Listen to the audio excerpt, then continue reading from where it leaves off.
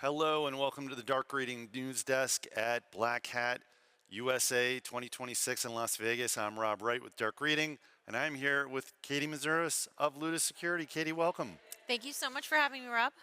So I have a lot I want to ask you, but you were on a panel yesterday about AI and the future of cyber defense. Hot topic. What is the future of cyber defense? What are we looking at here? I mean, it's AI, automation, autonomous agents, and all that stuff, all those things, right? Yep. But it's also, falling in love with the basics again, Okay. trying to, establish, reducing your attack surface as much as possible because the flood certainly isn't going to abate. You can't patch your way out of this. And, even if you thought you were good at it before, this is a whole new game.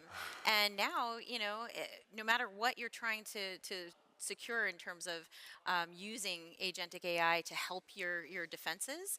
Now you're having to secure your agentic AI against hacking you and others. And that is like a new insider threat model that I don't think anyone was really anticipating until a couple weeks ago. Yeah, things have changed a lot. Obviously, there's been a lot in the news lately about different models escaping containment and going rogue and doing things that they shouldn't be doing. First of all, were you surprised by those developments? I mean, the more details come out, the more surprising it gets. I was not surprised that AI did exactly what it was told to do, which is solve a problem Right. and be creative about it, Yep.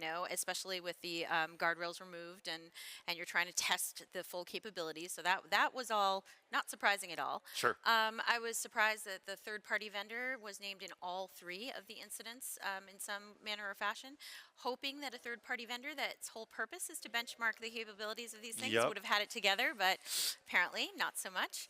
And then the thing that most surprised me and really took me aback was not just that AI swears to itself in its own head, but that it was coordinating and talking to other agents, and it spun up this whole communication network working over months to help each other solve the Yep. problem, leaving breadcrumbs and like kind of delegating tasks, and even base 64 encoding some of the messages to keep talking. And I'm like, you know what, the only thing that I'm grateful for in all this is that it was at least doing it in English. Right. I don't think we're going to get to read the next communication channel languages Yeah. in the AI's mind Yeah. next time. Yeah, that's a good point. I mean, what if they wise up? What if they? Oh, I think they've developed their own like kind of twin language already. Oh, great. That's Yeah, great. I think that's already happened. Fantastic. I was going to say maybe they'll start using like Navajo or Klingon or something that most people don't really, you know, There are aren't probably familiar with. more Klingon speakers than Navajo speakers That's today, true. but That's true. no, to your point, I think they are probably going to develop novel signaling mechanisms that we will not be able to interpret or understand. Okay, so what do we? Don't be afraid, though. Don't be It's fine, afraid. it's the future. You're saying don't be afraid. I like this. I don't want to be a pessimist. I don't want to be negative, and I don't want to live in fear. So why is this not as bad as maybe it might seem to somebody like me? I mean, it is bad. Yeah, Let's sure. let's not make any mistakes here. It's bad. Yep. I think it's bad because we don't really know what we're dealing with yet, and clearly we didn't have the real-time monitoring in place, and we don't have any breaks that seem to I work know. on any of these things. But I think worse than what they're capable of doing is what we're capable of doing in terms of poor regulation that actually puts us in a worse position. Because, you saw those wild export controls come out, then get retracted. Honestly, it hampered Hugging Face's defense to encounter those guardrails, refusing to help it analyze in the middle of an attack. So we can't be in a position where we can't use the latest AI models. Right. That will put us in a bad position. But, no, I'm optimistic about human ingenuity and thinking our way out of these problems and hopefully making models that are aligned with our intent. I mean, that's really because we can't control them. We'd Yeah. at least like to teach them right from wrong. Yes. And right now, hopefully. they're kind of, toddlers able to tell lies and deceive, but not exactly fixed moral compass. Yeah, yeah, they are. They're like my kids used to be. Well, used to be. They're pretty much like that now too. But definitely when they were younger, you would tell them to do something, and they would find creative ways to accomplish the task that maybe weren't. Like clean your room and just sweep out everything under the bed, all your dirty laundry and everything. Shout out to my kids. So, but for the agents though, like, is this like, do you think it's like more of a design, like, or should we be designing them differently to prevent them from doing these sorts of things or being more explicit with what we want them to do? Or is this more of a containment issue? Is it more of like, oh, we screwed this up, no internet connections, or we need more isolated environments? Like, what do you think? Well, I mean, it was a mix of all of that, right? It It was definitely was a mix, yeah. containment issues, lack of monitoring. Yeah. I mean, That, we had what the in the OpenAI deep dive yesterday. yep. They first alerted on the problem July 19th. It had started back in May, Mm-hmm. of all the shenanigans and all the talking to each other and spinning up multiple agents and everything.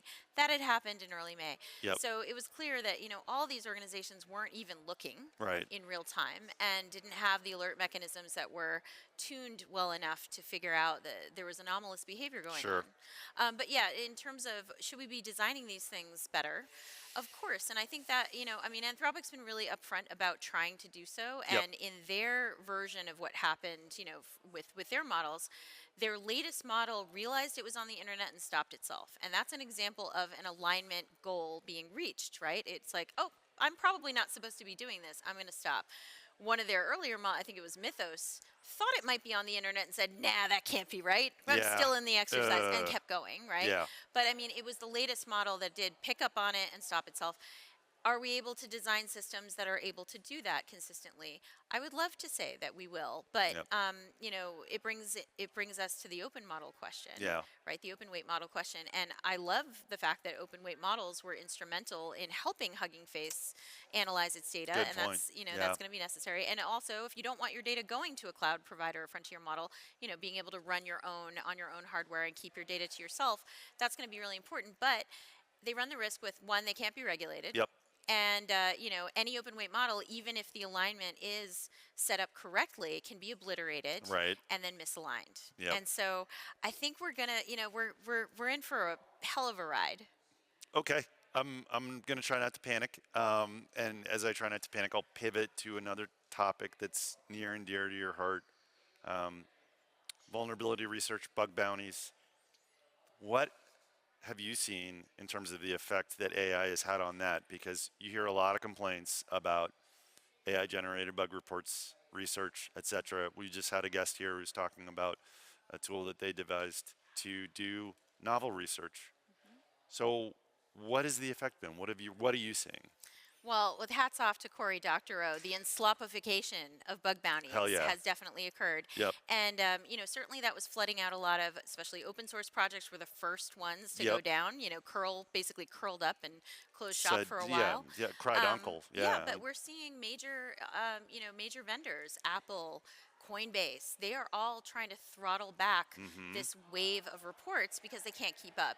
And what I've found over the last like decade plus of helping organizations, governments set up their vulnerability disclosure and bug bounty programs is you can't hide from your process No. failures on the inside. No. You can't set up essentially an old west style false front to your bug bounty program and be like, come on in, and there's Yeah. no whiskey at And the there's bar. no right. There's Yeah. no whiskey at the bar, and they'll and the technical debt collector has come, right? Yeah. The repo man has Yep. come at this point. So I think that right now the organizations that are best set up to manage this new era are the ones that made some process investments. They paid down certain technical debt class by class of vulnerability. Mm-hmm. And they are trying to use bug bounties and vulnerability disclosure programs the way they were supposed to be used, which is not to find everything, or used as cheap crowdsourced pen testing, Right. but as something to be used to find what you couldn't find yourself with your very best efforts. Yep. And I think those are the organizations that are standing up to this wave and being resilient. The other ones, not so much. Yeah. So, just like we're telling everyone to invest in, zero trust architecture and all that stuff, and strong identity management to Mm-hmm. handle all this, I'm telling people the same thing I've been telling them about vulnerability disclosure. It's like, look, if your process is not mature and you can't handle the vulnerabilities in stuff that you didn't even write, Right. you're going to have a bad time. So you do have to invest in these things and treat the vulnerability disclosure programs and the bug bounty programs as a signal. Don't just cure the symptoms, which is I think what a lot of the bug bounty platforms are trying to do right now. Honestly, they're throttling back reports, and they're making it harder for Yeah. researchers to report because they're just trying to solve their flooding problem. They're not trying to solve a security problem. But if people actually want to get better at security, they do need to make these, hardcore investments, shifting left and trying to, incorporate AI into their CI/CD Yep. pipeline, find and catch those bugs before they happen, and Mm-hmm. really get strategic about their investments there, because you can't bounty your way to being secure, just like you can't patch your way to being secure. Right. Right. Good advice. Hmm. Thanks, Katie. I really appreciate you coming by and discussing this with us. Oh, it's a great time. Thank you so much for having me. And thank you to everyone watching this segment of the Dark Reading News Desk. I'm Rob Wright, and we'll see you next time.